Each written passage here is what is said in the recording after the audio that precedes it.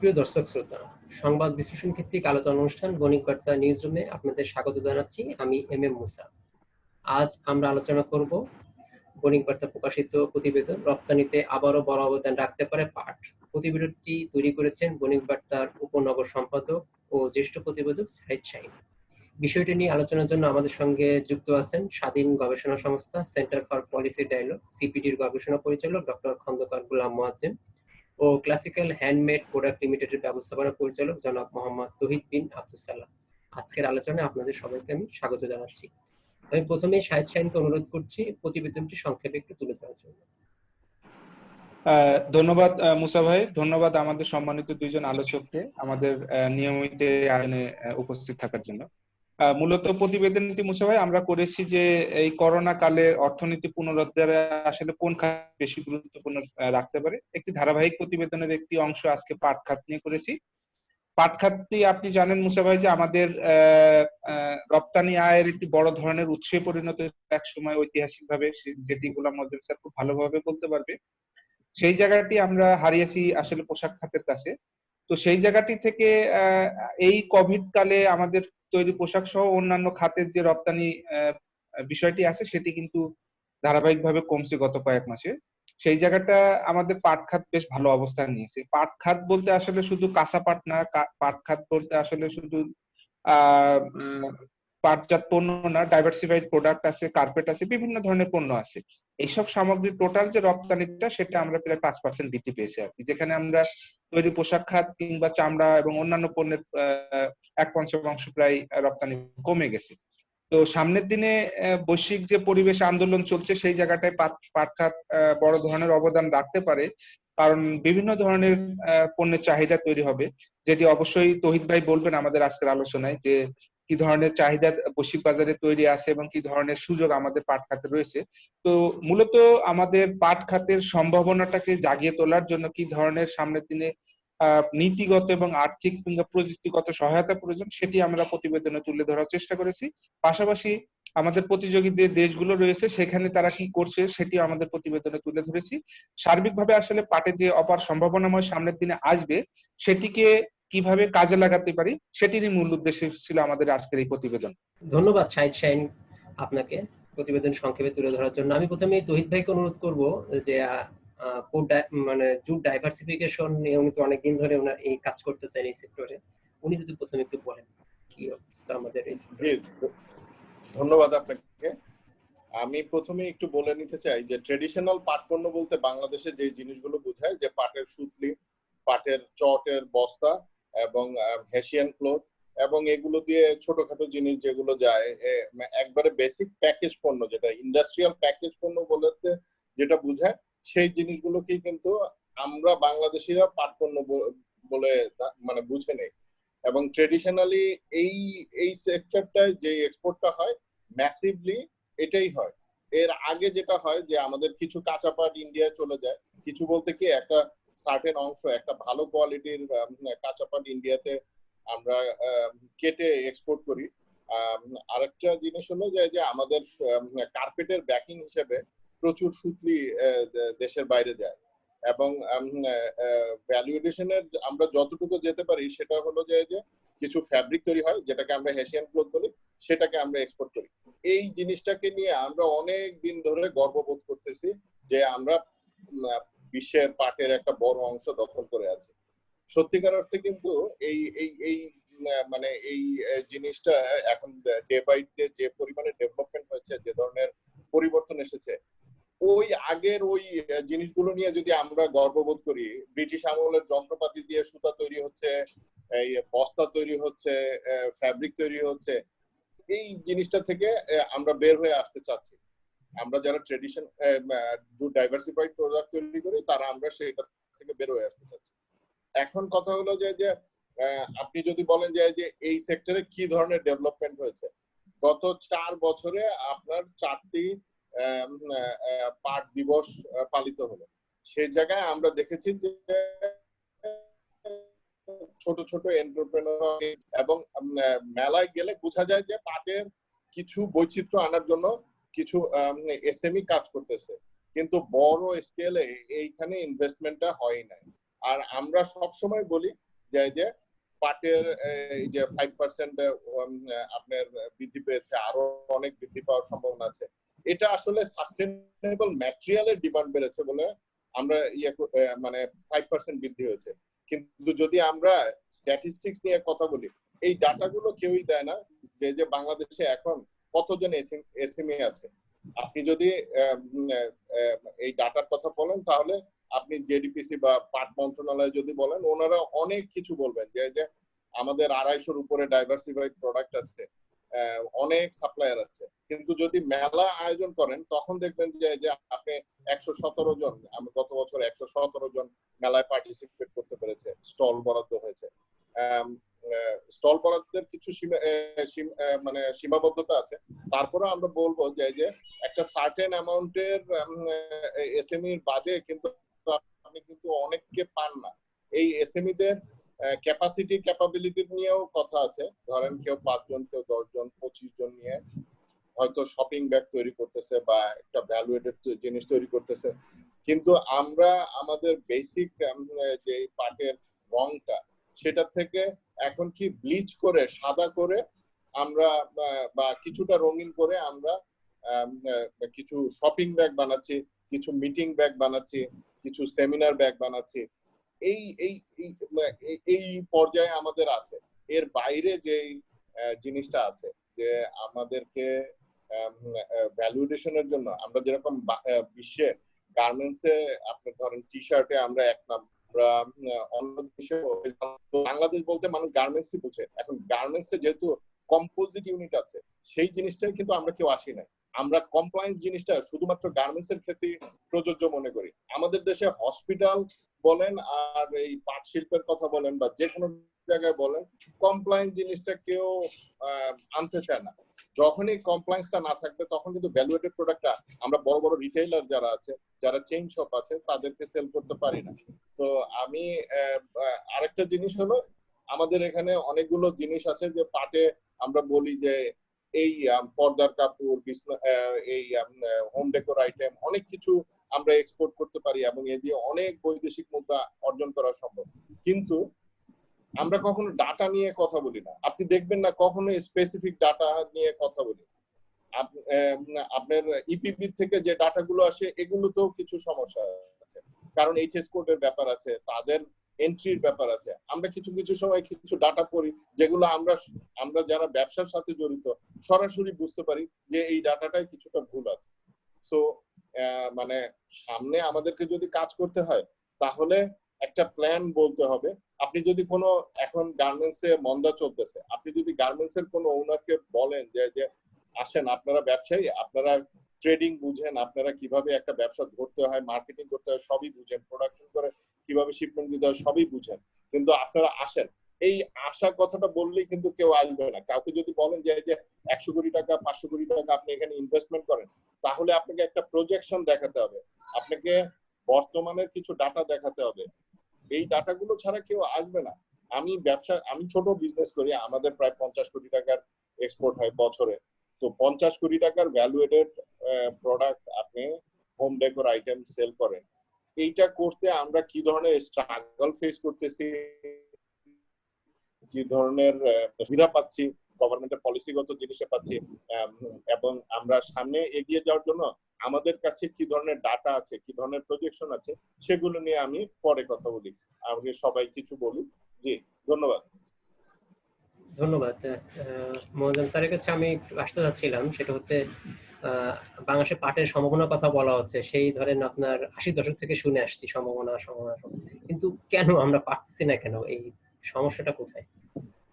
স্যারের কাছে আমারও একটি কোশ্চেন আছে, যেমনটি তহিদ ভাই বলছিলেন যে আমাদের কিন্তু সম্ভাবনাটা জায়গাটা এখন প্রথাগত যে দুটি পণ্য, পাট, কাঁচা পাট এবং অন্য পাটজাত পণ্য, সেখান থেকে কিন্তু ডাইভার্সিফাইড প্রোডাক্ট আমাদের কিন্তু একটা বিরাট সম্ভাবনার জায়গা তৈরি হতে পারে। তো বাংলাদেশের কলকারখানাগুলোর দক্ষতা নিয়ে স্যারের অনেকগুলো কাজ আছে, দীর্ঘদিন ধরে তিনি এটার উপরে গবেষণাও করছেন। স্যারের কাছে জানতে চাইবো যে আসলে আমাদের এই পাট খাতের ডাইভার্সিফাইড প্রোডাক্টের ক্ষেত্রে ক্যাপাবল কিনা এই কারখানাগুলো, কিংবা আসলে অপরচুনিটি কাজে লাগানোর জন্য বিদ্যমান কারখানায় কি সম্ভাবনা থাকতে পারে, নাকি বিকল্প কারখানার প্রয়োজন হতে পারে? স্যার, আপনার কাছে এই প্রশ্নটা আমার থাকলো। ধন্যবাদ মুসা, শাহিন, আপনাদের দুজনকে বণিক বার্তাকে ধন্যবাদ আমাকে আমন্ত্রণ জানানোর জন্য। তাড়াহুড়া করে আপনাদের অনুষ্ঠানে জয়েন করেছি, না হলে হয়তো ডাটা গুলো আর একটু ভালো করে দেখলে বলতে ভালো হতো, কিন্তু আমি আবার ভিতরে ইমোশনালি অনেক চার্জড হয়ে আছি। পাটের কথা শুনলে আমি একটু ইমোশনালি চার্জড হয়ে যাই, এটা আমার একটা সমস্যা। হ্যাঁ, এই জন্য অনেক ভালো কথা বলতে পারি না, পাট নিয়ে কথা বলতে গেলে আমার একটু উত্তেজিত হয়ে যায়। কেননা যে সম্ভাবনার কথা 80-র দশকে বলা হয়, সেই সম্ভাবনার কথা যদি 2020 সালেও বলতে হয়, তাহলে বলতে হবে যে এই খাতের সমস্যা আছে। কেননা এত দীর্ঘ সময় কোনো খাতের সমস্যা ধরে রাখার পরেও যদি সেই খাত উঠে না দাঁড়াতে পারে, তাহলে বুঝতেই হবে যে সেখানে বিভিন্ন মুখী সমস্যা রয়েছে। তবে হ্যাঁ, তা এই সমস্যাগুলো সব যে আসলে অভ্যন্তরীণ তা বলবো না, বৈশ্বিক অবশ্য একটা বড় সমস্যা এখানে আছে, সেটিকে বাস্তবতা মেনে নিয়েই আমাদের পরের অংশটা আলাপ করছি। প্রথমত হলো যে পাটজাত পণ্য যে ধরনের মার্কেটে 80 বা 90-এর দশকে বা 70-এর দশকে 60-এর দশকে যেভাবে বিস্তার লাভ করেছে, সেখানে যখন পলিথিন বা পলিপ্রোপাইলিন চলে আসছে এবং পরবর্তীকালে যখন ট্রেইলার বেসড পণ্য সরবরাহ সিস্টেম চলে আসছে, তখন কিন্তু এই যে এখন যেভাবে স্যাকিং এর ডিমান্ড বা সেই সময় যতটা স্যাকিং এর ডিমান্ড ছিল, পরবর্তীতে আসলে সেইভাবে বস্তার ডিমান্ড আর সেভাবে থাকেনি, এবং ট্র্যাডিশনাল পণ্যগুলো ওই সময় আসলে মার খেয়েছে। মানে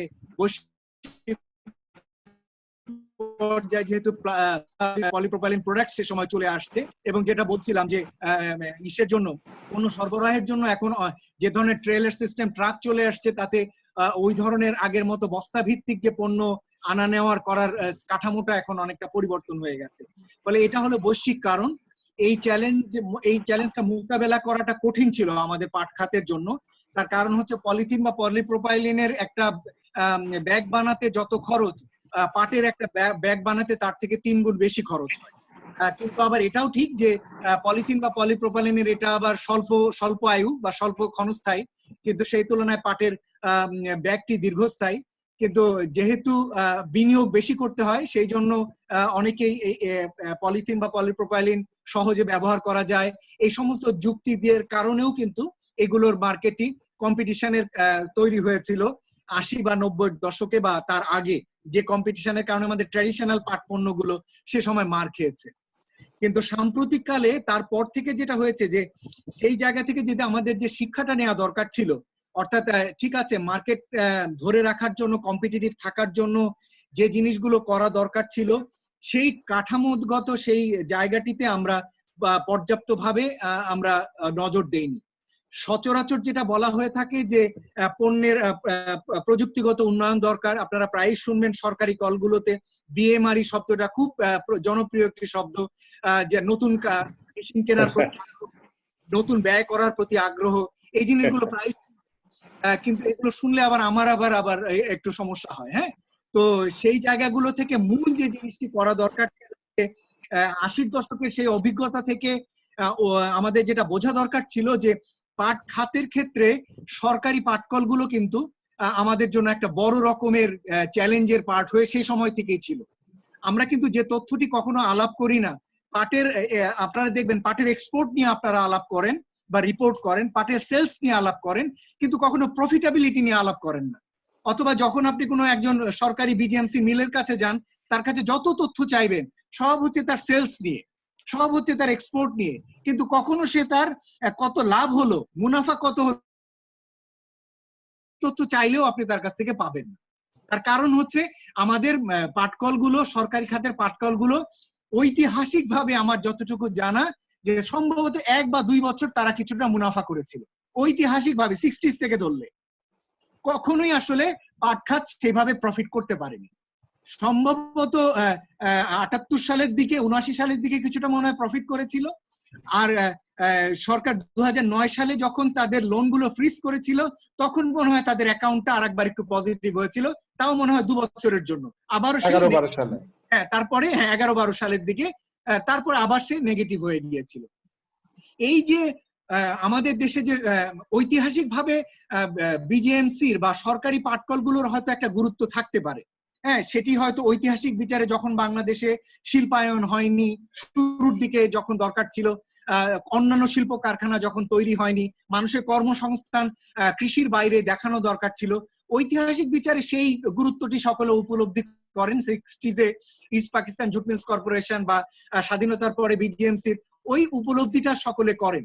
কিন্তু সেখান থেকে যখন উত্তরোত্তর বেসরকারি খাত যখন দক্ষ হয়ে উঠতে শুরু করলো 90s, যখন বেসরকারি খাতে উদ্যোক্তারা তৈরি হতে শুরু করলো, বোথ প্রাইভেট সেক্টর জুট মিলে এবং ডাইভার্সিফাইড জুট প্রোডাক্টসে, তখন কিন্তু আমাদের উচিত ছিল 90 সাল থেকে সরকারি মিলগুলোকে ধীরে ধীরে গুটিয়ে আনা।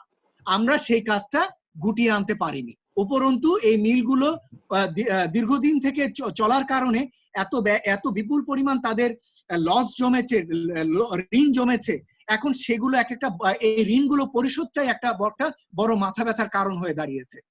উপরন্তু সেই এবং এই মিলগুলো কোনোটাই আসলে প্রফিটেবলি চলে না এবং প্রতি বছরই সরকারের ঋণের উপরে তাদেরকে নির্ভর করতে হয়।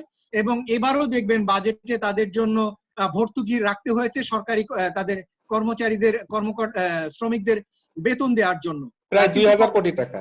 হ্যাঁ, প্রায় বিপুল পরিমাণ একটা টাকা এবারও আমরা বাজেটে তাদের জন্য সংরক্ষণ করতে দেখছি। কিন্তু যে আউটপুটটা তাদের কাছ থেকে চাওয়া হয়, অর্থাৎ কম্পিটিটিভলি সে চলবে, পণ্য উৎপাদন করবে, আমাদের জন্য পণ্য নিয়ে আসবে, বৈদেশিক মুদ্রা নিয়ে আসবে, অথবা দেশের ভিতরে সে কম্পিটিটিভলি চলবে, তার কোনোটি আসলে এই সরকারি খাতের মিলগুলো কিন্তু করতে পারছে না। এবং তার ফলশ্রুতি হিসেবে যেটা হচ্ছে, আপনি জানেন সবচেয়ে বড় যে রপ্তানি বাজার আমাদের ভারতের বাজার, সেখানে আমরা এখন অ্যান্টি ডাম্পিং ডিউটির কবলে পড়েছি। এবং অ্যান্টি ডাম্পিং ডিউটি কত $9 থেকে $352 পর্যন্ত আমাদের পাট পণ্যের উপরে এখন অ্যান্টি ডাম্পিং ডিউটি আরোপ করা হয়েছে, যার ফলে এখন কাঁচা পাট ছাড়া অন্য পণ্যগুলো রপ্তানি করতে গেলেই কিন্তু এই ডিউটি আমাদের সরকারি মিলগুলোকে দেবার বাধ্যবাধকতা। ফলে যেটা হয়েছে যে আমরা সেখানে আর কম্পিটিটিভ থাকতে পারছি না। এবং তার একটা যুক্তি রয়েছে, সরকারি মিলগুলোতে যে মূল্যে উৎপাদন হয়, যে ব্যয় উৎপাদন হয়, তার থেকে কম মূল্য তারা কোট করে। এবং আপনি জানলে অবাক হবেন, দেশে যে প্রাইসে তারা পণ্য সেল করে লোকালি, এক্সপোর্ট মার্কেটে তার থেকে তারা কম মূল্যে সেল করে। অর্থাৎ দেশের ভিতরে হচ্ছে তাদের সেলস ভ্যালু হাই, আর বিদেশে হচ্ছে তাদের সেলস ভ্যালু কম। স্বাভাবিকভাবেই যে কোনো আমদানিকারক দেশের যারা এই পণ্য উৎপাদন করেন, স্বাভাবিকভাবেই সেই দেশে এটি নিয়ে আপত্তি জানাবে, এবং এই আপত্তি জানানোর খেসারত হিসেবেই আমাদের এখন অ্যান্টি ডাম্পিং ডিউটির খড়গের মধ্যে সবচেয়ে বড় যে রপ্তানি বাজারটি, সেটির মধ্যে পড়তে হয়েছে। স্যার, আপনাকে একটু অ্যাড করি, আমরা এখানে যখন শুনানিটা হয়েছে, তখন কিন্তু আমরা শুনানিতে গুটি কয়েক মিল বাদে কেউই শুনানিতে তাদের কাগজপত্র জমা দেয়নি। এটাও কিন্তু অ্যান্টি ডাম্পিং এর মানে জয় হওয়ার, ওনাদের জয়, মানে ভারতের জয় হওয়ার একটা বড় কারণ। থ্যাংক ইউ, সরি আপনাকে। আপনি ঠিক বলেছেন যে আমরা সাধারণত আমাদের ব্যবসায়ীরা একটু ভয় পান, যে যেটাকে তারা বিজনেস সিক্রেট বলেন, যে production cost, item wise cost এবং কোন জায়গায় তারা ভ্যালু মার্জিন রাখেন, এগুলো ইউজুয়ালি তারা শেয়ার করতে চান না। আবার সরকারের কাছে যে তারা সরল বিশ্বাসে দেবেন, সেই বিশ্বাসটাও রাখতে পারেন না যে এক মিলের তথ্য আরেক মিলের কাছে আসলে শেয়ার হয়ে যাবে কিনা, সেই বিশ্বাসটাও তারা পান না। ফলে সবকিছু মিলে যেটা হয়েছে যে অধিকাংশ মিল আসলে এখানে যেতে ভয় পান। এবং এই কারণে আমরা যখন শুনানি হয়েছে, সেই শুনানিতে আমরা আমাদের যে ক্রেডিবল আর্গুমেন্টস গুলো বেসরকারি মিলগুলো, সেটাও আমরা কিন্তু উপযুক্তভাবে দাঁড় করাতে পারিনি। এর ফলশ্রুতি হিসেবে কিন্তু এর আগে আপনারা মনে থাকবে তৌহিদ সাহেবের, যে আমরা কিন্তু এর আগে কিন্তু মার্কুসার কান্ট্রিজে, ব্রাজিলেও কিন্তু আমরা অ্যান্টি ডাম্পিং ডিউটির জন্য বাজার হারিয়েছি। সেখানেও কিন্তু আমাদের পাট পণ্যের উপরে ডাম্পিং ডিউটি আরোপ করা আছে, কিন্তু মার্কেটটা যেহেতু ছোট এবং খুব বেশি আমাদের জন্য গুরুত্বপূর্ণ না, সেই জন্য আমরা ওইটি নিয়ে ভাবি নাই। কিন্তু সবচেয়ে বড় মার্কেটে যখন আমাদের ডাম্পিং ডিউটি আরোপ করা হলো, তখন কিন্তু আমরা আটকে গেলাম। এই যে পাট খাতের ব্যাপারে নীতিগত জায়গায় সিদ্ধান্তের ক্ষেত্রে ত্রুটি এবং সরকারি মিলগুলো চালানোর ব্যাপারে তার যে এক ধরনের অবস্থান, সেটা কিন্তু সামগ্রিকভাবে পাট খাতের কম্পিটিটিভনেসকে এফেক্ট করছে। এই জায়গাটিতে আমি কিছুটা অন্যভাবে একটু ব্যাখ্যা করি। আমরা যেটি বলতে চাই, সরকার এই পাট খাত বাংলাদেশে দরকার রয়েছে এবং পাট খাতের সম্ভাবনাও রয়েছে, কিন্তু বাংলাদেশে পাট খাতের সম্ভাবনা অবশ্যই বিজিএমসি কেন্দ্রিক নয়। বাংলাদেশে পাট খাতের সম্ভাবনা হচ্ছে বেসরকারি খাত কেন্দ্রিক, এবং এই জায়গা পর্যন্ত না সরকার পৌঁছতে পারবেন এবং বেসরকারি খাতে মাধ্যমে যতক্ষণ পর্যন্ত পাট খাতের সম্ভাবনা না দেখতে পারবেন ততক্ষণ পর্যন্ত কিন্তু সরকারি মিলগুলো শুধু বাইরের মার্কেটেই আমাদের পণ্য রপ্তানিকে বাধাগ্রস্ত করবেন না বা আমাদের বেসরকারি মিলগুলোর ক্ষতি করবেন না, দেশের মার্কেটেও তারা প্রাইস কোটিং করতে গিয়ে আমাদের লোকাল প্রাইভেট মিলগুলোকে ক্ষতির কারণ হয়ে দাঁড়াচ্ছেন তারা। সুতরাং এই জায়গাটিতে সরকারের জন্য আমরা যেটা বলতে চাই যে দেশের ভিতরে পাট খাতের সম্ভাবনা রয়েছে, রপ্তানি বাজারে পাট খাতের সম্ভাবনা রয়েছে, কিন্তু সেটি ডিজিএমসির এই যে ফল্টি প্রসেস সেটির মাধ্যমে নয়।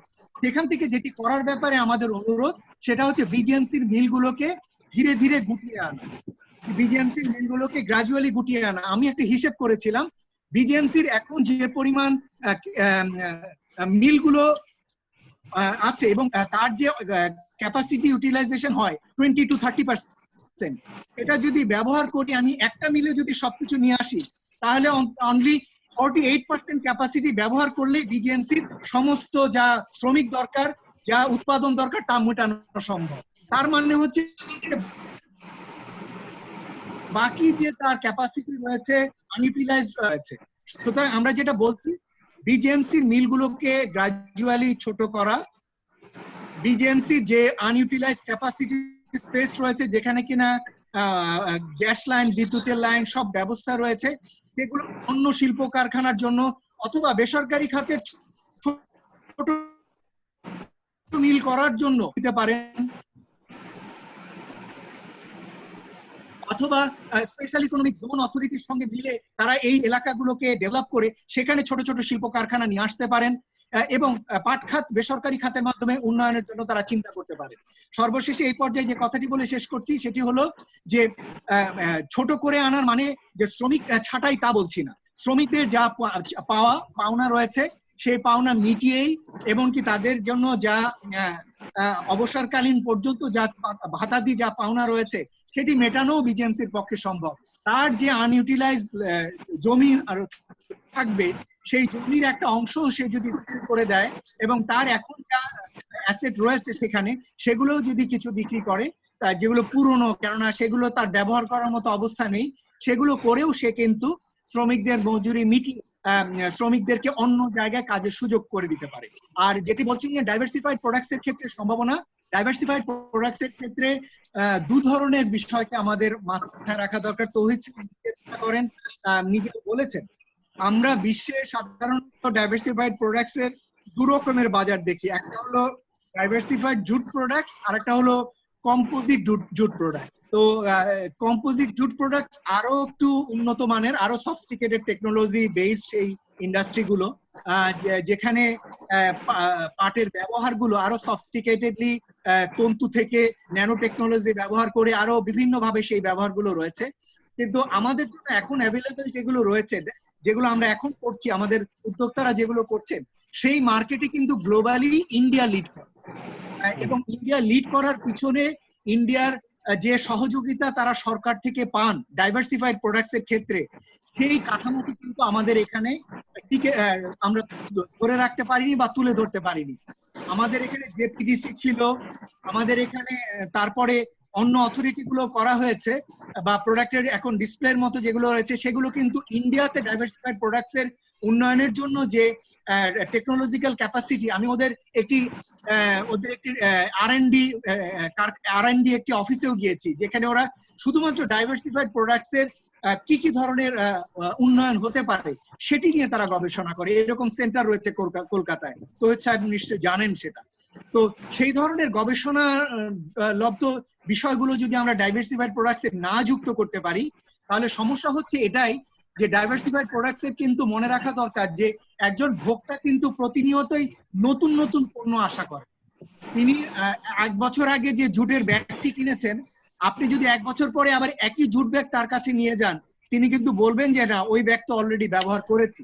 তিনি চান সেখানে আর একটু নতুনত্ব, পণ্যের মান অথবা ফ্যাব্রিকের গুণগত মান অথবা নতুন কোনো ডিজাইন অথবা নতুন কোনো ডাইভার্সিটি। এগুলো কিন্তু নিত্য নতুন পণ্য রেগুলার গবেষণা না করলে এগুলো আসবে। সুতরাং সেই জায়গাগুলোতে আমাদের উদ্যোক্তাদের সহযোগিতা দরকার সরকারের কাছ থেকে। নিয়মিতভাবে তারা যাতে সেই জায়গায় প্রযুক্তিগত সাপোর্ট বা তাদের রিকোয়ারমেন্ট অনুযায়ী যে ধরনের ফাইবারের কোয়ালিটি ইমপ্রুভমেন্ট করার জন্য যে রিসার্চ বা ইমপ্রুভমেন্টের জন্য যে ধরনের টেস্টিং ফ্যাসিলিটি, সেগুলো যদি তারা সাপোর্ট না পান, তাহলে একজন উদ্যোক্তা নিজের মতো করে কিন্তু খুব গবেষণা করে এগোতে পারবেন না। আর মনে রাখা দরকার যে ডাইভার্সিফাইড প্রোডাক্টসের অধিকাংশ উদ্যোক্তা হচ্ছে এসএমই খাত, তারা কিন্তু ছোট আকারে।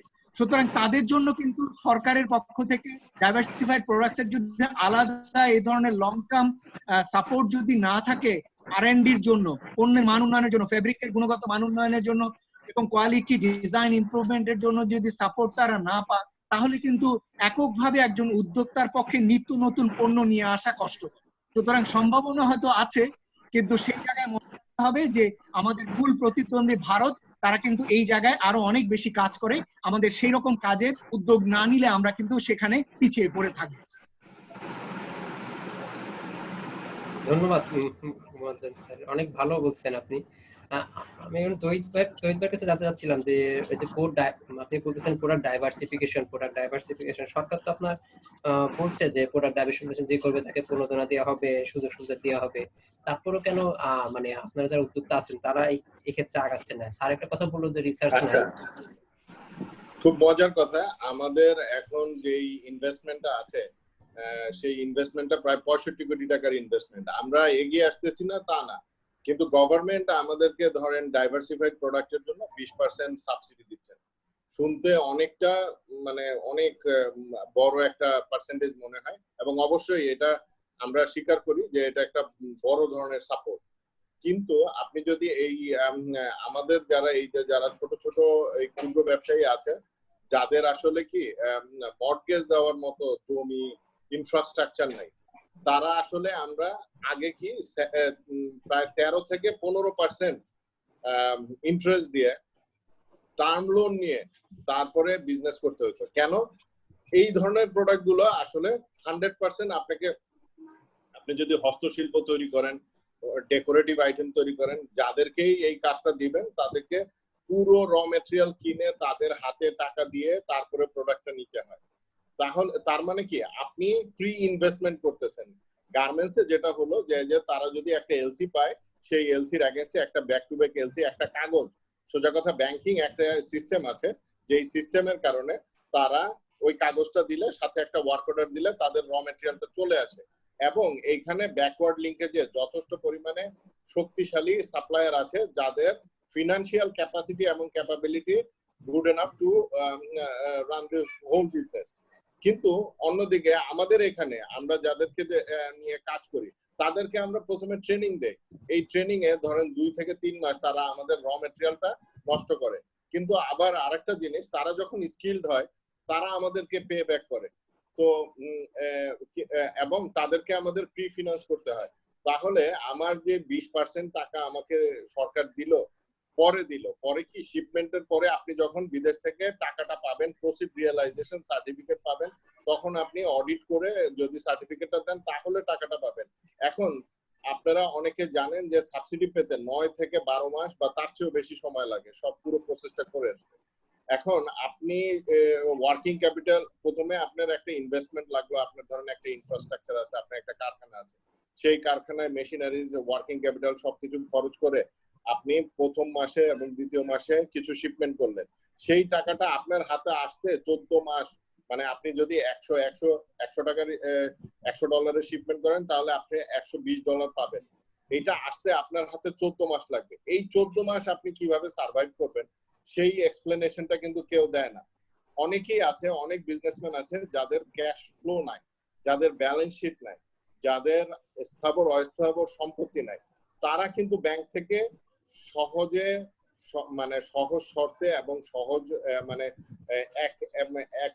মানে আমরা যেটাকে বলি যে 1 ডিজিটের সুদে ইন্টারেস্টে লোন, এটা কিন্তু সহজে পাওয়া যায় না। তাহলে আপনার 20%-এর প্রায় 13 থেকে 15% খরচ হয়ে গেল ইন্টারেস্টে। শাহিন ভাই বোধহয় কিছু বলতে চান, জিজ্ঞাসা করতে চান, বলেন। আমার এই জায়গায় কোশ্চেন আসে আর কি, যে সরকারের যে তাহলে কি প্রণোদনা কাঠামো সেটিতে কি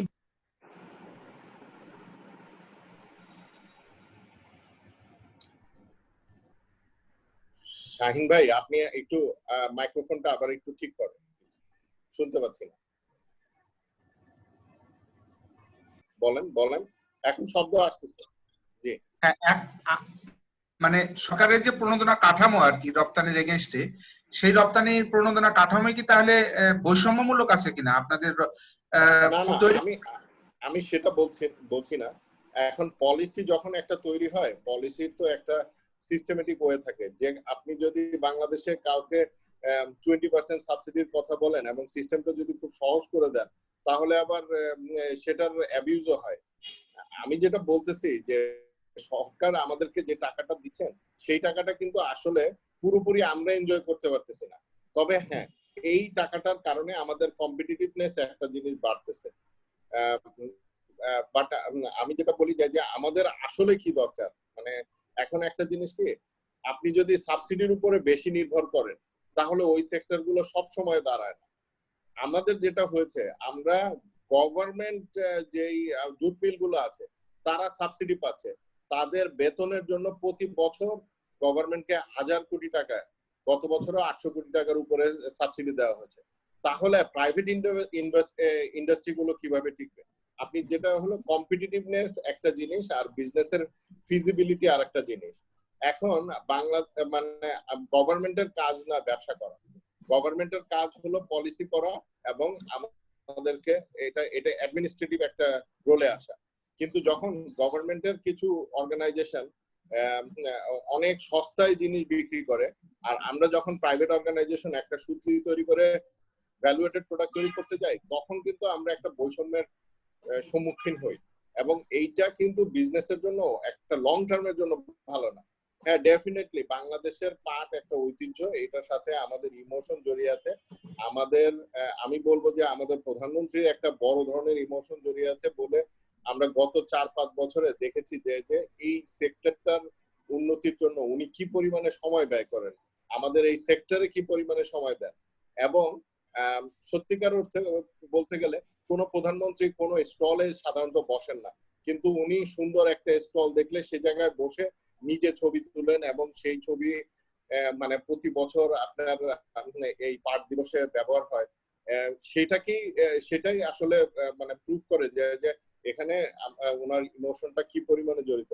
কিন্তু আমাদের যে মানে আমলাগত যে জটিলতাটা আছে, সেখানে যে জিনিসটা আমরা কোনো এখন পর্যন্ত কোনো সরকারি পাট কলকে কম্পোজিট করি নাই। আমরা রং করতে পারি না, আমরা ব্লিচ করতে পারি না। আমরা আমাদের যারা ছোট ছোট এন্টারপ্রেনার আছে তাদেরকে আমরা ভ্যাট ছাড়া বা মানে সার্টেন প্রাইসে আমরা এই প্রোডাক্ট গুলো সেল করতে পারি না।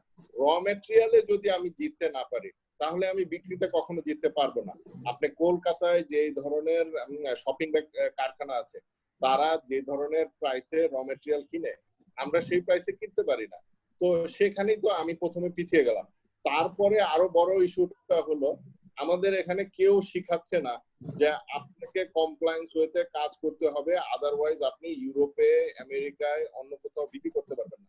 একমাত্র মনে হয় ওয়ার্ল্ডে জাপানই আছে যারা কমপ্লায়েন্স নিয়ে অনেক বেশি ইয়ে করে না, কারণ ওদের দেশে অনেক কাজ করাটাকে ওরা অপছন্দ করে না। কিন্তু ডেফিনেটলি আপনার উন্নত বিশ্বে একটা ইস্যু আছে যে ওয়ার্কিং আওয়ার প্লাস অন্যান্য ডকুমেন্টেশন, এগুলো কিন্তু আমরা ঠিক করে করি না। তো আমি যেটা বলতে চাই যে বাংলাদেশে কিছু কিছু ফ্যাক্টরি আছে যারা আমরা বড় করে ধরেন 3500 4000 ওয়ার্কার নিয়ে ডাইভার্সিটি প্রোডাক্ট তৈরি করতে চাচ্ছি।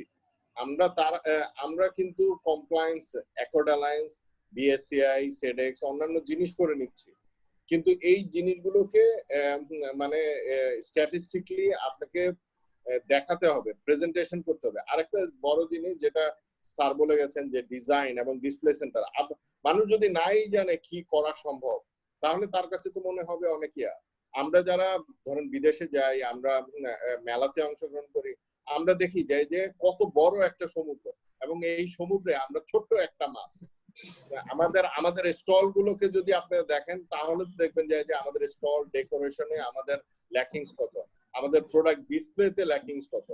আমরা যত পারি বেশি প্রোডাক্ট নিয়ে যাই, আর আপনি ইউরোপের বা অন্য দেশের কোনো স্টলে যাবেন, দেখবেন যে স্পেসিফিক প্রোডাক্ট, বাল্ক, ম্যাসি, মানে বেসিক আইটেম যারা যেগুলো মিলিয়ন পিস সেল করা যাবে।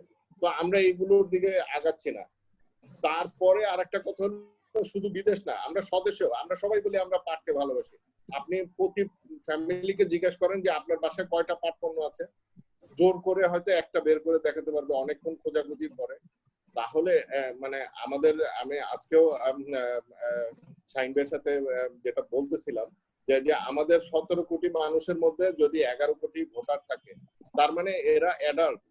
এই অ্যাডাল্টরা এর মধ্যে আপনার ধরেন 5 কোটি পুরুষ ভোটাররা বাজার করতে যায়, অন্যান্য আপনারা অফিসে যায়, টিফিন বক্স ক্যারি করে। অফিসের ব্যাগটাও তো পাটের, ভালো কোয়ালিটির পাটের জিনিস হতে পারে। অনেক কিছু আছে, আমরা লোকাল কনজাম্পশন গুলো বাড়াতে পারি, কিন্তু আমরা আপনার প্লাস্টিকের যে আমদানিকারক আছে তাদের কাছে হেরে গেছি। আমি একবারে বলতে পারি যে আমাদের একজন মন্ত্রী, যিনি বাণিজ্য মন্ত্রীর ইয়েতে ছিলেন, তো ওনার কাছে পলিটিক্যাল প্রেশার আসলো যে আপনি যদি এদেরকে বন্ধ করে দেন এই খাতটা ক্ষতিগ্রস্ত হবে এবং অনেকগুলো ভোট চলে যাবে, এবং সত্যিকার অর্থে সেখানে অনেক কিছু জড়িত। এখন আপনি যদি পলিথিনের ব্যবহারটা লোকালি বন্ধ না করতে পারেন, আপনি শুধু খাদ্যশস্যের বেলায় আপনি বলতেছেন যে ম্যান্ডেটরি প্যাকেজিং এর আওতায় করবে, তাহলে কি শুধু চাল, ডাল আর সার্টেন একটা অ্যামাউন্ট, কিন্তু প্রতিদিনের ব্যবহারে যদি আমরা পাটের পণ্য ব্যবহার করি, তাহলে আমার 50 টাকা দিয়ে একটা পাটের ব্যাগ কিনতে সমস্যা নেই, কারণ আমি সেই ব্যাগটা হয়তো 100 বার, অনেক সময় 200 বারও ব্যবহার করবো। কিন্তু আমরা সেই দিকে আগাচ্ছি না। আপনি কোথাও অ্যাড দেখবেন না। আজকে বাংলাদেশে বড় বড় অনেকগুলো ব্র্যান্ড তৈরি হয়েছে যাদের এমন প্রোডাক্ট নেই যেটা আপনার এবিসিডি থেকে শুরু করে জেড পর্যন্ত তাদের আইটেম আছে, কিন্তু প্লাস্টিকের। আপনি তাদেরকে বলেন যে আপনাদের স্টোরে কেন পাটের পণ্য নেই, যেই পণ্যটা আপনারা লোকাল থেকে কিনে দিতে পারেন। এই কথাটা তো আমরা বলতে পারি। আমাদের এখন গুটি কয়েক 9-10টা ফ্যামিলির কাছে পুরো বিজনেস গুলো চলে গেছে।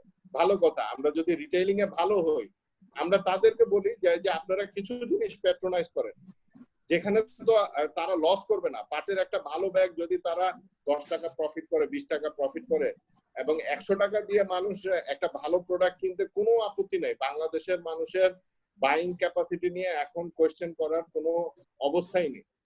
তো সেই ক্ষেত্রে আমরা যদি বলি যে আমাদের বিদেশে এখন করোনার প্রভাবে পাটের মানে অনেক ব্যবসা খারাপ যাবে, সেটা থেকে আমাদেরকে পজিটিভলি দেখা উচিত যে সাস্টেনেবল প্রোডাক্টের চাহিদা বেড়েছে। এই করোনার সময় সারা বিশ্বের মানুষের একটা জিনিস বোধে চলে আসছে যে আমরা এইভাবে চলতে পারি না। সো তারা ইন্ডাস্ট্রিয়াল চিপ প্লাস্টিক আইটেম থেকে এখন সাস্টেনেবল আইটেমের দিকে যাচ্ছে। আমি আপনি কি প্রস্তুত? আপনি প্রস্তুত না। আমরা শপিং ব্যাগ নিয়ে প্রস্তুত না।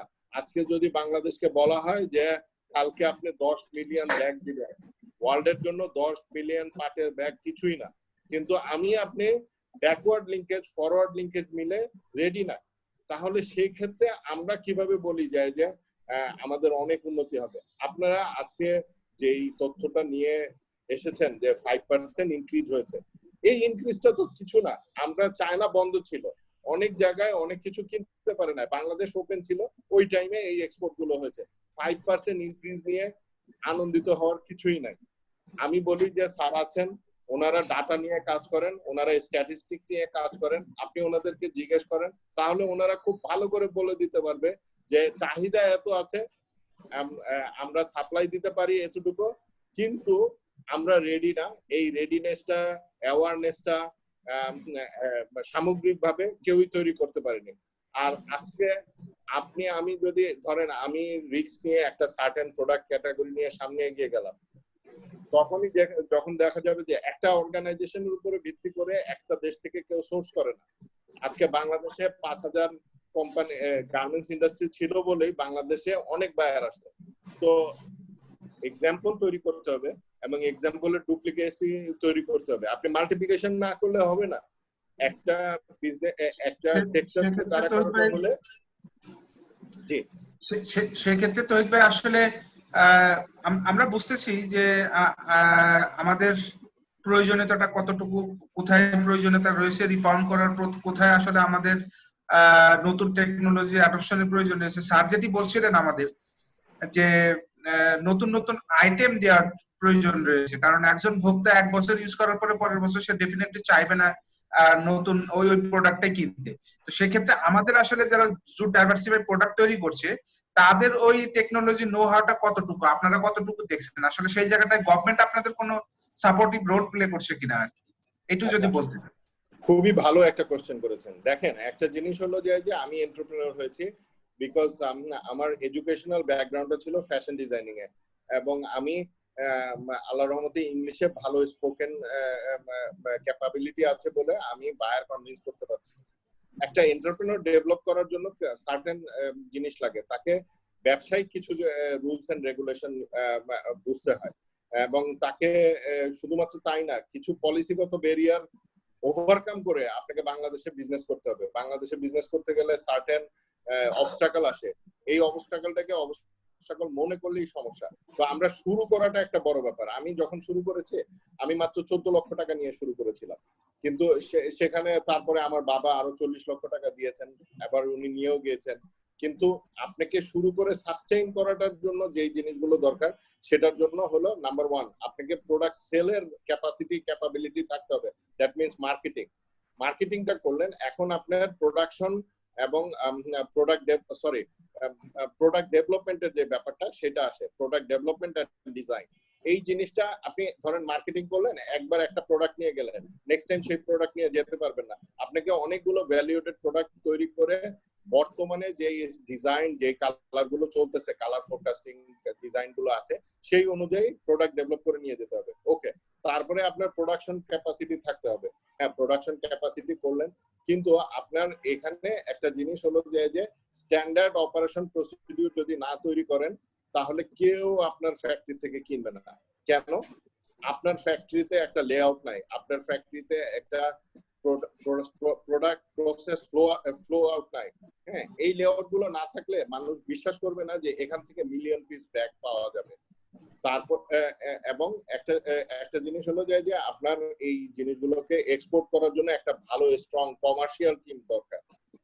এরপরে আপনার কোয়ালিটি টিম একটা দরকার, যে কোয়ালিটি টিমটা আপনার শিপমেন্টটা করার আগে কিউসি করে দিবে। আমাদের দেশে একটা সাইকোলজি আছে যে আমার 19-20 হয়। হ্যাঁ, মানে এটা তো almost okay, 95% okay, what is the problem? ভাই, এই জিনিসটা চলবে না। মানে হলো যে দেশের বাইরে যারা কিউসি করে তাদের কথা হলো যে আমি যেভাবে স্যাম্পল দিয়েছি অ্যাজ ইট ইজ হতে হবে। তাহলে 19-20 কথাটা থাকতেছে না, মানে আপনি 95% ওকে হইলো, 5% এর জন্য আপনার রিজেকশন হবে। এই জিনিস আমাদের সাইকোলজিতে এসেছে। গার্মেন্টস ইন্ডাস্ট্রিতে we understand and we follow this things, but অন্যান্য জায়গায় কিন্তু সেটা এখনো আসেনি। এখনো আপনি জুট প্রোডাক্টে যাবেন, দেখবেন যে এই 19-20 সমস্যা আছে। প্লাস হলো যে পাটে কালার করাটা খুবই একটা সমস্যা। সেই জায়গাটায় আমাদের যে রিসার্চ এন্ড ডেভেলপমেন্ট গুলো হয়েছে, সেই জিনিসগুলো অনেক মানুষ জানে না যে পাটের রং টিকে। অনেকের ধারণা পাটের রং টিকেই না, এবং সূর্যের আলোতে পাটের রং ফেডেড হয়ে যায়। সেই জিনিসগুলো থেকেও কিন্তু আমরা ওভারকাম করেছি। এখানে রিসার্চ এন্ড ডেভেলপমেন্ট করা সম্ভব, কারণ বাংলাদেশে টেক্সটাইল মিল গুলো আছে, গার্মেন্টস ইন্ডাস্ট্রি আছে, এখানে অনেক এক্সপার্ট আছে। যখনই তাদেরকে আপনি এই র ম্যাটেরিয়াল গুলো দিবেন, তারা সায়েন্টিফিক ওয়েতে রিসার্চ করে কিন্তু তারা ভালো রেজাল্ট নিয়ে আসছে, কিন্তু আমরা এগুলো জানি না। সেই ক্ষেত্রে আমাদের ধারণা হলো এটা একটা কি নোংরা জিনিস, অনেক ধুলা হয়, অনেক ডাস্ট হয়, এর চেয়ে গার্মেন্টস ইন্ডাস্ট্রি অনেক ভালো। তো আমাদের এই সাইকোলজি গুলোতেও পরিবর্তন আনতে হবে। তো একজন এন্টারপ্রেনারকে আপনি যে সার্টেন জায়গায় নিয়ে যাবেন, এই জন্য তো প্রশিক্ষণের কোনো ইয়ে নাই। সবচেয়ে বড় কথা, বাংলাদেশে কোনো পাটের বিশ্ববিদ্যালয় নেই। এই জিনিসটা আমরা অনেকে জানি না। হয়তো আমরা এখানে যে 4 জন আছি, এখানেও আমাদের মিসআন্ডারস্ট্যান্ডিং থাকতে পারে যে না, আমাদের তো টেক্সটাইল মিল আছে, ওখানে পাটের জিনিস পড়ানো হয়। আমি সিম্পলি বলি that is not good enough. এখানে কয়েকটা চ্যাপ্টার আপনারা জানেন যে একটা সেমিস্টারে যদি কয়েকটা কোর্স পড়ানো হয়, এইটার মানে হলো যে আপনি পাটে এক্সপার্ট হইলেন তা না। আর বাংলাদেশের টেক্সটাইলে যারা আছেন তারা সবাই বড় বড় টেক্সটাইল মিলে অনেক ভালো বেতনে জবে চলে যায়, যেখানে কোনো ধুলা নাই, কোনো ডাস্ট নাই, কোনো রকমের শ্রমিক আন্দোলন নাই। এই জন্য পাট সেক্টরে কেউ যেতে চায় না। তার মানে এটা না যে যদি পাটের বিশ্ববিদ্যালয় হয় যেখানে শুধুমাত্র পাট ম্যান্ডেটরি পড়ানো হবে, তখন তো আর কারো অপশন থাকবে না। এবং এইখানে যে চাহিদা নাই তা কিন্তু না। আমি বিইউএফটি যে BGMEA University of Fashion and Technology থেকে ফার্স্ট ব্যাচে পাস করেছি। আমি যখন পড়তে গিয়েছি আমার একটাই আন্ডারস্ট্যান্ডিং ছিল যে এই সেক্টরে 5000 রোগী আছে, একজনও কোয়ালিফাইড ডাক্তার নেই। সো আমি এই সেক্টরে যাই এবং আমরা ভালো করেছি। আমরা যারা মানে প্রথম দিকে যারা পড়াশোনা করেছি ফ্যাশন ডিজাইনিং এ, তারা সবাই ভালো পজিশনে চলে আসছে। এখন আবার যেটা হচ্ছে যে রোহিত ভাই, আপনার আলোচনাটার পরিপ্রেক্ষিতে আমি মুয়াজ্জেম স্যারের কাছে একটু যেতে চাই আর কি, যে স্যার আপনি শুনলেন যে আপনার নিজেরও অনেক প্র্যাকটিক্যাল এক্সপেরিয়েন্স আছে, উদ্যোক্তাদের অনেক ধরনের প্রবলেম আছে। তো আমি এই জায়গাটায় স্যারের কাছে জানতে চাই যেটি যে আমাদের বেসিক প্রবলেমটা হলো যে রিসার্চ, টেকনোলজি এবং ক্যাপাসিটি ডেভেলপমেন্ট, নিউ এন্টারপ্রেনার এবং ডাইভার্সিফাইড প্রোডাক্টের ক্ষেত্রে। স্যার আপনি কি মনে করেন বাংলাদেশের বেসরকারি খাত কি সেই জায়গাটায় কতটুকু সামনে এগোতে পারে? বিজিএমসি তো গেছে, বেসরকারি খাতের আসলে এই জায়গাটা সম্ভাবনা কতটুকু? না, আমি তহিদ সাহেবের কথা মনোযোগ দিয়ে শুনছিলাম। উনি অনেক বাস্তব ভিত্তিক অনেকগুলো বিষয় নিয়ে এসছেন এখানে। একটা জিনিস মনে রাখা দরকার, এবং তহিদ সাহেব নিজেও হয়তো কথা প্রসঙ্গে চলে এসছে, সেটি হলো যে কোনো ব্যবসায়ী সে কিন্তু ইনভেস্টমেন্ট থেকে রিটার্নটা বোঝার চেষ্টা করে যে আজকের বিনিয়োগটা কতদিন পর থেকে এটা রেট অফ রিটার্নটা কতদিন লাগবে এই টাকা আসতে, এবং সে টাকাটা রিয়েলাইজ করতে কতদিন লাগবে।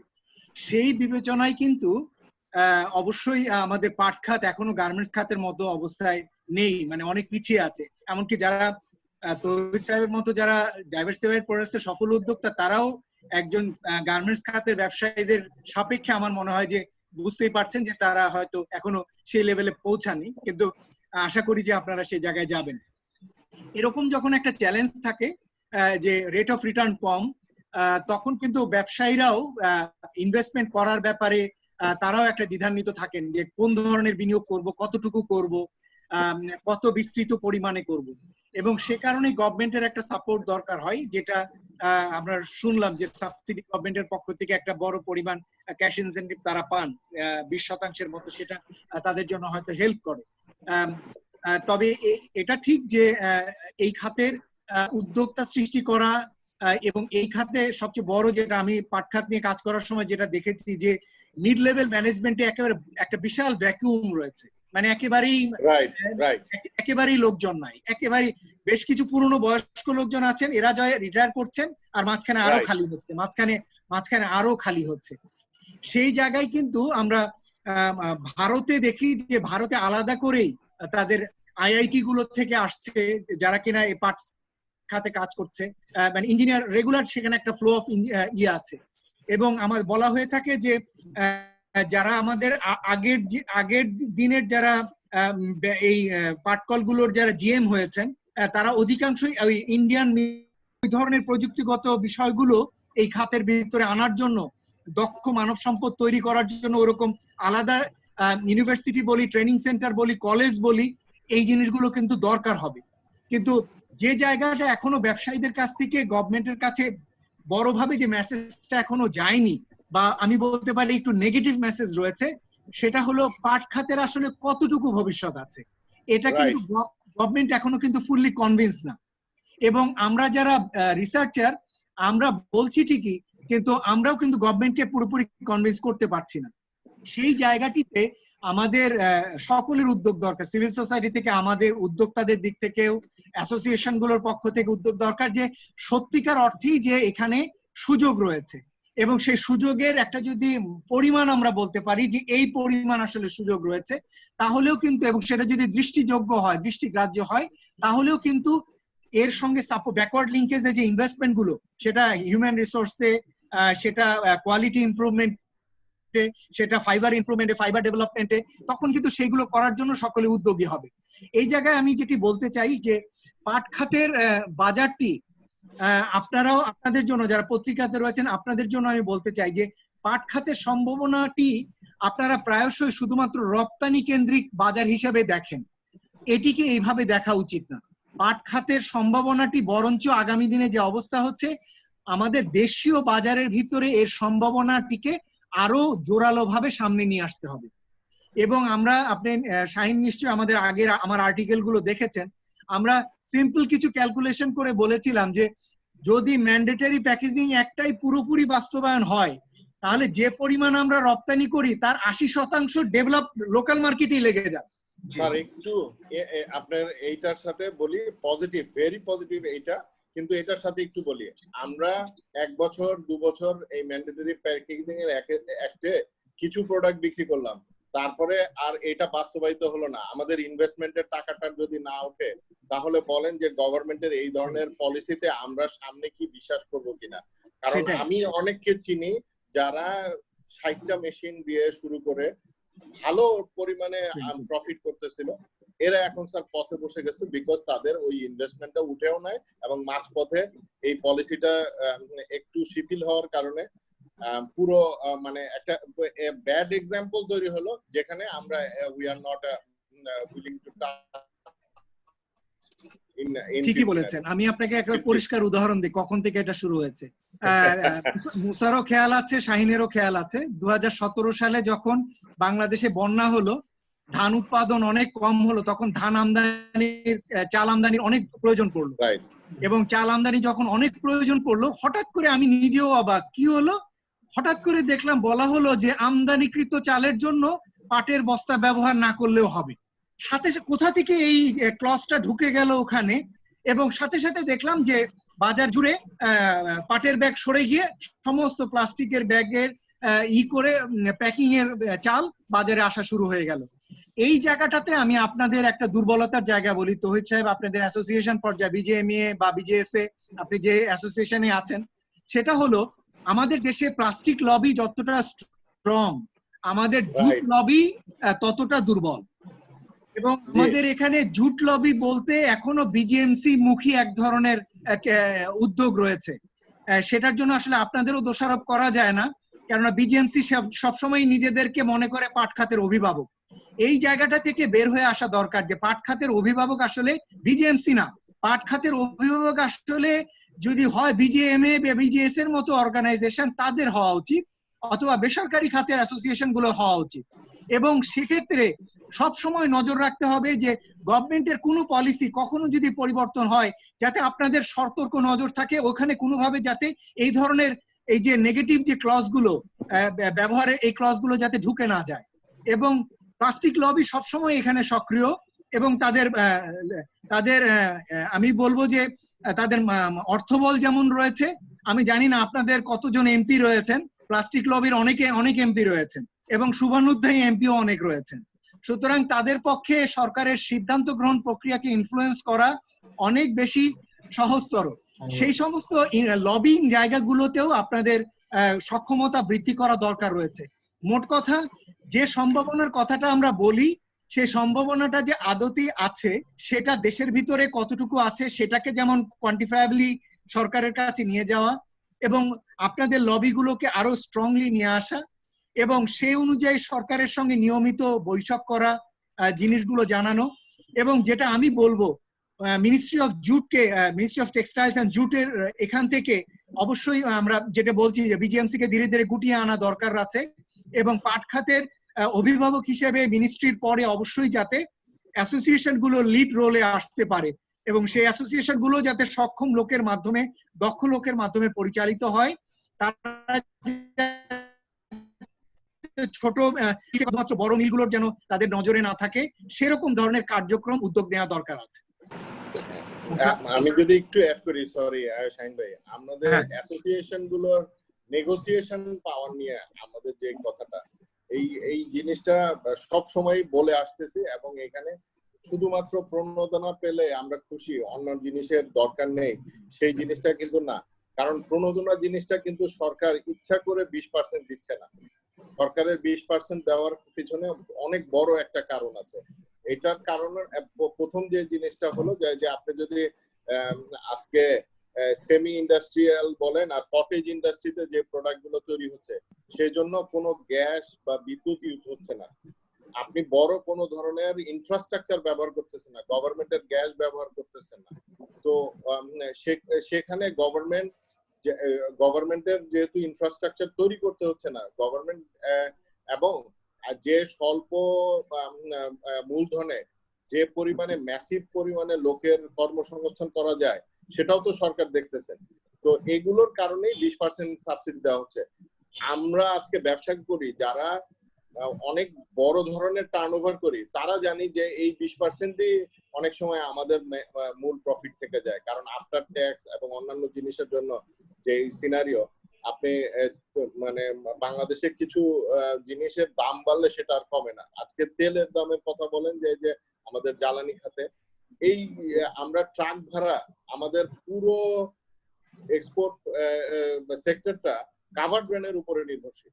এইটা পৃথিবীতে কোথাও নাই। ট্রেন সেক্টর, রেলওয়ে কে ইউজ করা হয়, আপনার পানিতে মানে পানি পথেও আপনার কার্গো ক্যারি করা হয়, কিন্তু একমাত্র বাংলাদেশি হলো যে আপনি হাজার হাজার কোটি টাকা দিয়ে রাস্তা তৈরি করবেন, সেই রাস্তাগুলো নষ্ট করবে হলো যে কাভার্ড ভ্যান। হাজার হাজার কাভার্ড ভ্যান পরিবেশ দূষণ করে আপনার এই চিটাগাং পোর্টে গুডস নিয়ে যাচ্ছে। পোর্টে তো জাহাজেই গুডস উঠবে, তাহলে জাহাজ আমরা নারায়ণগঞ্জে একটা ছোট্ট কন্টেনার ডিপো করতে পেরেছি, যেখানে 82টা কন্টেনার নিয়ে একটা জাহাজ দেয়। তো সেটা তো খারাপ না, কিন্তু আমাদের রেলওয়েকে রেলওয়ের তো ক্যাপাসিটি অনেক লেফট ওভার আছে, সেখানে আমরা ব্যবহার করতেছি না। সরি, আমি যে জিনিসটা বলতে চাচ্ছি, আমাদের একটা কাভার্ড ভ্যানের পিছনে $200 থেকে $300 খরচ হয় হলো পোর্টে পৌঁছাইতে। এটা তো টু মাচ। এইখানে আমরা সেভ করতে পারি। আর জ্বালানি তেলের মূল্যটা বুঝতে পারছি যে সরকার এই জায়গাটা থেকে যেহেতু একটা প্রফিট আনতেছেন এবং একটা সার্টেন টাইম গভর্নমেন্ট জ্বালানি সাবসিডি দিয়েছেন বলে এখন সাবসিডি দিতে চাচ্ছেন না, কিন্তু ওয়ার্ল্ডে জ্বালানি তেলের এখন সবচেয়ে কম মূল্য, কিন্তু আমরা এখনো 96 টাকা, মানে সরি অন্যান্য জিনিসগুলোর আমার এক্সাক্ট ফিগার মনে নেই, আমরা এনজয় করতে পারতেছি না। তাহলে ব্যবসায়ীদেরকে তো কিছু টাকায় ছাড় দেওয়া হচ্ছে। আপনি পোর্টের থেকে শুরু করে প্রত্যেকটা জায়গায় এমন ভাবে চার্জ নেওয়া হচ্ছে যে গভর্নমেন্টের একটা সার্টেন ইনকাম হয়, কিন্তু যে জায়গাটায় ম্যাস পিপল এভরিওয়ান এনজয় করবে সেই জায়গাটায় কিন্তু আমরা পাচ্ছি না। আচ্ছা, আমি একটু ব্যাক করি যে আমাদের পলিসিগত কিছু ব্যাপারে এবং অ্যাসোসিয়েশন নেগোসিয়েশনের ব্যাপারে আমরা সুদ কমানো, মৌকুফ করে দেওয়া, সাবসিডি, সেগুলো নিয়ে কথা বলি, কিন্তু কখনো ইপিজেড এর মতো ইন্ডাস্ট্রিয়াল পার্কের কথা বলি না। আজকে আদমজি বন্ধ হয়ে গেছে, কোনো সমস্যা নেই, এখানে ডেফিনেটলি দেখানো হয়েছে স্ট্যাটিস্টিক্স ডাটা দিয়ে যে এখানে লস হচ্ছে এবং এটা যত বড় সেই বড় আকারে আমরা চালাতে পারতেছি না, সরকার চালাতে পারতেছি না দেখে বন্ধ হয়ে গেছে। এই মিলগুলো বন্ধ হয়ে যাওয়ার পরে ইন্ডিয়ার বর্ডারের চারপাশে যতগুলো ছোট ছোট পাটকল হয়েছে, আমরা কি পেরেছি আদমজিটাকে সেইটাই কনভার্ট করতে? আমরা ছোট ছোট ইন্ডাস্ট্রি কি আমাদেরকে করতে দেওয়া হয়েছে? আমরা যারা আছি সেখানে গার্মেন্টস ফ্যাক্টরি হয়েছে। আমার কথা হলো যে পাট সেক্টর থেকে কিছু জিনিস আমরা চাচ্ছি যে বড়টাকে ভেঙে আমরা ছোট ছোট করব। আমাদের দেশে কিছু ছোট ছোট ফ্যাক্টরি হয়েছে, কিন্তু তার চেয়ে বেশি ফ্যাক্টরি হয়েছে ইন্ডিয়ার বর্ডারে, যেখানে বাংলাদেশ থেকে হাই কোয়ালিটির পার্ট গুলো দিয়ে সেখানে প্রোডাকশন হয়ে আমাদের কম্পিটিশনেই লাগছে। তো আমি যেটা বলতে চাই যে পলিসিগত ব্যাপারে যদি নেগোসিয়েশনে আসার কথা হয়, তাহলে ওই বিএমআরই শব্দটা উচ্চারণ করলে না করে আপনি ইপিজেড এর মতো সেক্টর ইয়া করেন, যেখানে গ্যাস বিদ্যুতের সিকিউরিটি আছে,